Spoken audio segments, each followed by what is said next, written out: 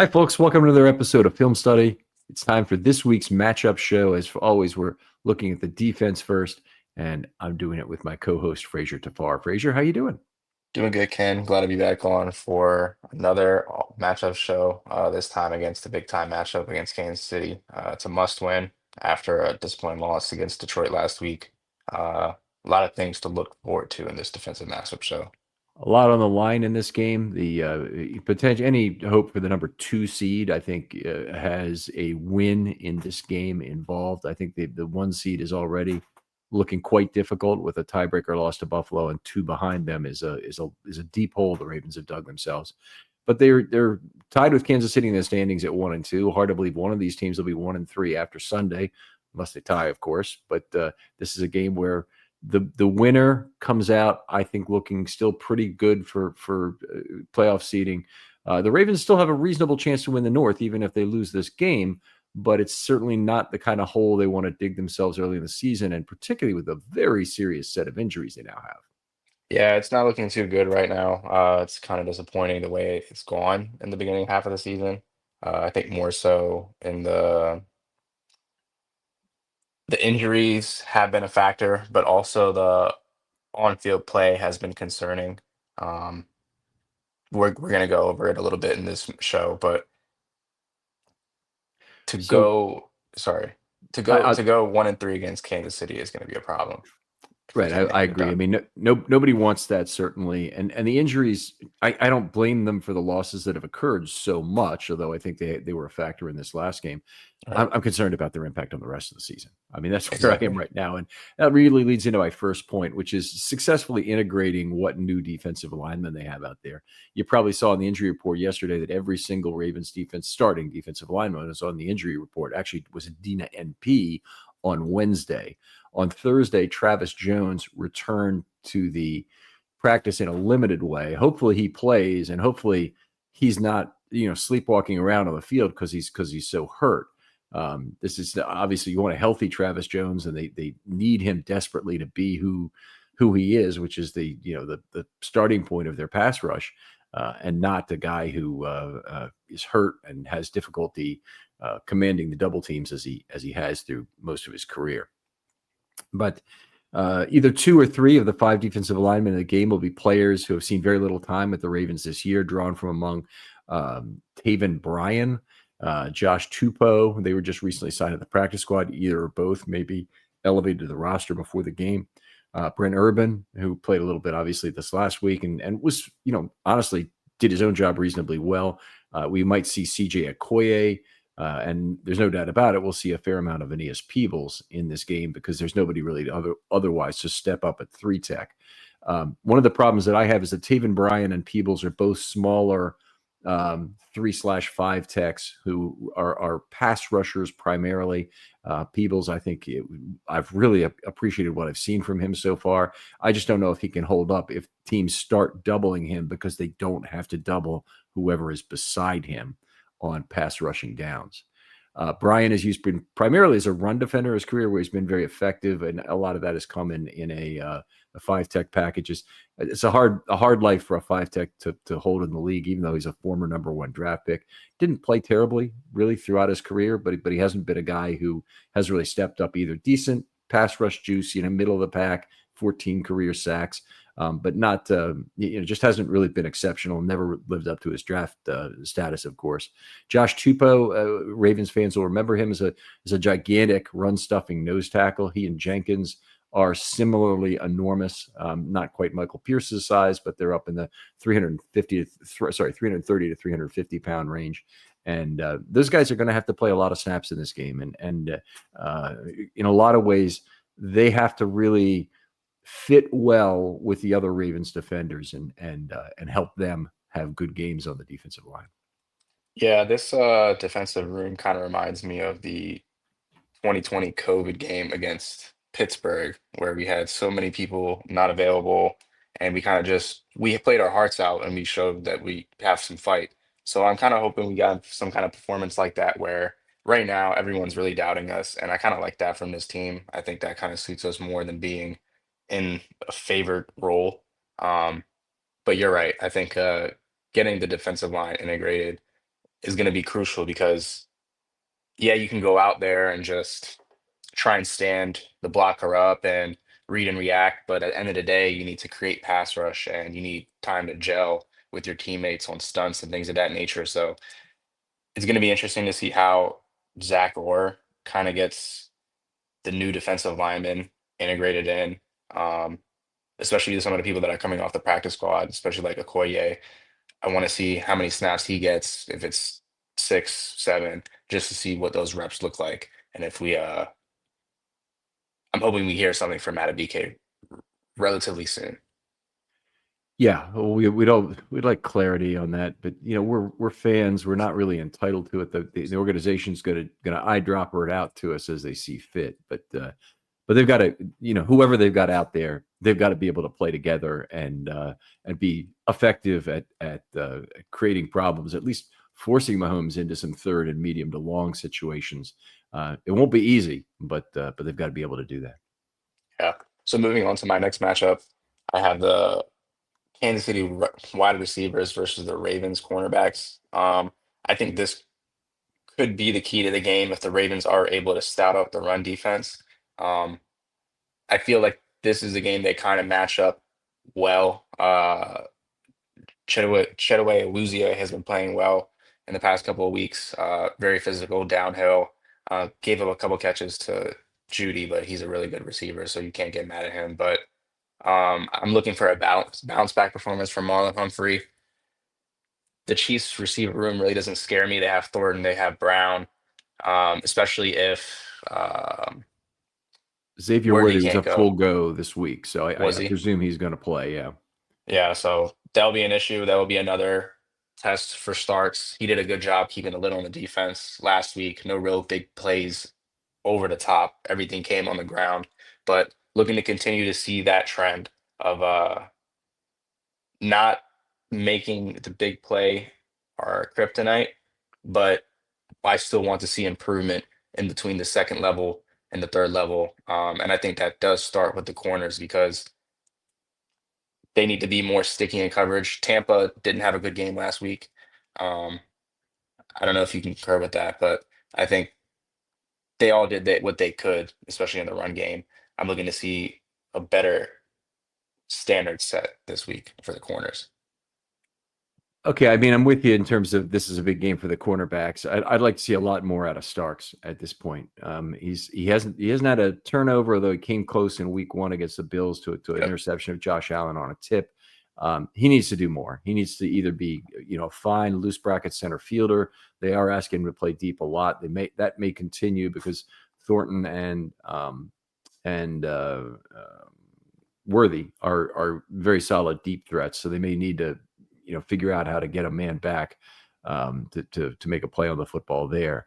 I think Mahomes may throw some outside the numbers in this game, which will really test a player like Starks. The only way you can usually it's kind of like a goalie trying to stop a penalty shot. There's no stopping the perfect kick. If it's kicked towards the edge of the net, it's too far. He can't reach it, and you've got it. And that's kind of what outside the numbers are, particularly from halfway out is for even a post safety in terms of their ability to get to the football. And I think Mahomes will test Starks there. The Ravens may be forced into some too deep. And then that's when Mahomes can really go after you with the tight ends and exploiting and picking apart your linebackers, which is, I think, probably what they want to do. Ravens don't have a lot of choices in terms of some other ways in terms of pass rush, so their corners have to play well in what are effectively become man matchups, whether they start in zone and gravitate to man as matchups do, and there could be some extended plays that certainly end up that way, or whether they start in man matchups where there's press coverage on third and short to medium, and they're trying to really crowd the line of scrimmage and make a play on the ball. So it's a big game, no doubt about it, for the corners, and they're pushed into a much harder assignment because of the position the Ravens are in with their pass rush. I'm going to just jump right in with that because that's my next point is that the Ravens need to get better 4-man pressure than they have versus Mahomes. It's a very tall order given the state of the defensive line and the outside linebackers. The return of Ajabo has been very frustrating to me. I mean, obviously he was on the roster, and I kind of thought it made sense to cut him, maybe go out and get somebody else, including Jadeveon Clowney as a fifth outside linebacker. They didn't do that, and now they end up with Ajabo having to play a role. He came back, he's healthy scratch, and then he played 6 snaps. There's no hiding what the Ravens really think of the guy at this point. Harbaugh said a lot of things to kind of prop up his value, accused a bunch of reporters of saying, that he was calling him a bust and whatnot. I'm not in that group because I don't typically use that word, but he literally accused a set of reporters who were there. There's people in this circle who are saying awful things about David Ajabo, and well, the truth of the matter is the Ravens have shown their hand now in terms of who they believe Ajabo to be in this Ravens defense, because they're not playing him. I mean, they played 52 snaps from Mike Green in this last game, and 6 from David Ajabo. 6. Yeah. One of the things with playing Mahomes is very difficult is whatever scheme you show him, all you're going to do is give him clues. Okay, so if you want to try and use stunts or use simulated pressure in particular, he knows exactly how to beat that. If you blitz, he knows exactly how to read hot and beat that. And he'll pick up on that pre-snap, and he'll pick up on that post-snap as well. And in past games, when the Ravens have tried to rush 5+, they've gotten just burned like crazy at the inside linebacker level by Mahomes. They've gotten burned like crazy on all kinds of pick and rub routes where individual players have to make choices and often make a bad one. Patrick Queen, in particular, when he was with the Ravens, had some very difficult games against Patrick Mahomes. Not to pick on Patrick Queen any more than he deserves it. This year, Mahomes is not having a great year. 5.6 net yards per attempt, an 83 passer rating, and a 42.3% success rate. Other teams have been getting after him successfully with 4. And of course, they've played the Eagles already. So that's a team that's going to get after you successfully with 4. They played the Chargers, who can pose a decent 4-man rush risk as well. He's only had a 42.3% success rate. That is way down from his whole career. His whole career has been, significantly over 50% for most of it. That's a big drop off. So I think how they deal with Mahomes' ability to read the field and still get good 4-man pressure on him. And you can drop somebody and rushing one is okay to try and confuse their line, but you can't use a 5 or 6-man rush against Patrick Mahomes. It doesn't work, and he'll find you and he'll pick you apart under those circumstances. Yeah, and I really don't expect to see any corner blitzes this week as well, because Patrick is kind of not a guy that could just immediately find the void and see what happened. We saw that on the first drive where Goff immediately hit Jameis Williams on the corner route. Um, I think this is the week where we're not looking for flying off the edge sack production. We're looking for cage rush. We're looking like how people would rush Lamar in our case, continuing to keep Mahomes in front of us. Really just have to rely on the back end to do their job at this point, because Peoples is someone that can get off the block. He had a really nice spin move um, on that holding call by Mm-hmm. Marlin, but to continue to see progression, I think, is the key right now. Jones can only do so much when he's getting double teamed, so I really don't have confidence in Washington to get any push in the pass game. So we're kind of really just counting on Peoples to Yeah, get Washington through. may not even play, so he's been DNP twice. Peebles, it may be Peebles plus 3 outside linebackers Yeah, on passing downs, which is a little scary to me because that's not anything where they're going to command double teams on the inside for that. exactly. So and then say it's 3rd and 6, and then they end up running a inside zone. Now you have Peoples out there, and he's easily can get double teamed, and they can climb to the second level, and they can get a big run. So I mean, it has our weaknesses. We have to pick our hand and roll with it. But I think the one thing that we do need to do going into my next point is the Ravens do need to control 12 personnel. There's a lot of different things that could be done in that formation. You could pass, you could run, play action, and the Ravens are really vulnerable to that formation.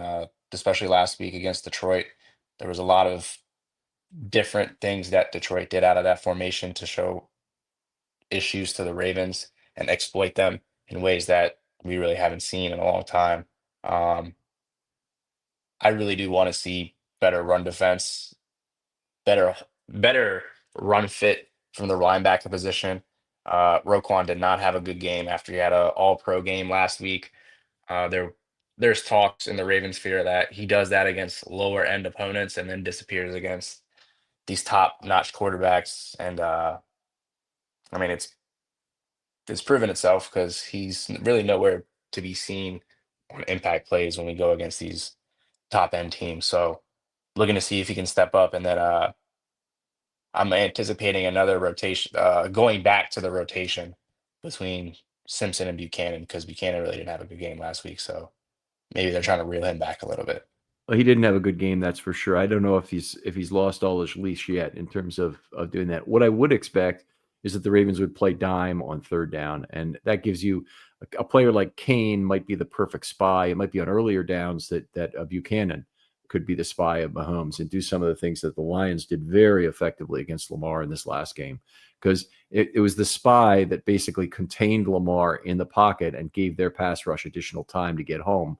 That led up to some of the 7 total sacks that they had. Yeah, they got there quickly a couple of times too. They got there other times when Lamar had to decide to run. Then the spy was there. Then he had to kind of back off and decide if he wants to throw again. All of a sudden, he gets hit. It's they need to make life tough on Patrick Mahomes like that, and he's been a little jittery this year. But I'll say one of the guys who's come back, and your mention of 12 personnel kind of brought this on, is Travis Kelce's back up to 9 yards a target right now, Yep. after having a 6 and change year last year. So this is a guy that obviously was way down on it. People have been talking about him retiring. No, he's motivated this year. I think he's gonna. He has. There's always a chip on his shoulder when he goes against Baltimore. So I'm looking for Travis Kelce to have a big day. We need to really contain him. Hamilton has to step up to the plate because I don't want to see Starks on him one time. Yeah. Really. Noah Gray's off to a very tough start, by the way. Also 21 yards on 9 targets, so 2 and change yards per target after a year we had almost 9 last year. So Yeah. hopefully their tight ends are not the devastation for the Ravens inside linebackers they have been in the past. We are catching a break though because Rasheed Rice is Yeah. crucial, crucial, crucial to their offense. I mean, he unlocks a whole new level. So we're looking out in there. I wish we didn't have to go against Worthy, but we can't pick and choose. So we need to we need to bow up and really play Ravens defensive football because last week was disappointing. I've Hard never to been as watch. disappointed. I think I go back to the AFC Championship game in terms of just deflating, kind of just, you want to be excited for something, but just nothing's happening. So it's tough. I mean, week 1 versus Buffalo certainly felt that way too in terms of blowing the lead. But yeah, I agree with you. Well, anyway, Frazer, always a pleasure doing this show with you. Tell folks where they can reach you online if they want to talk football. You guys can reach me on Twitter/X at F_Rave8. That's F_RAVE8. All right. Other folks out there, thanks for listening. As always, please like and subscribe if you're on YouTube. If you have the time, write us a 5-star 50-word review that helped drive some traffic to this show. Thanks for listening. And for Frazer Tafar, this is Ken McKusick saying goodbye, and we'll talk to you next time on Matchups.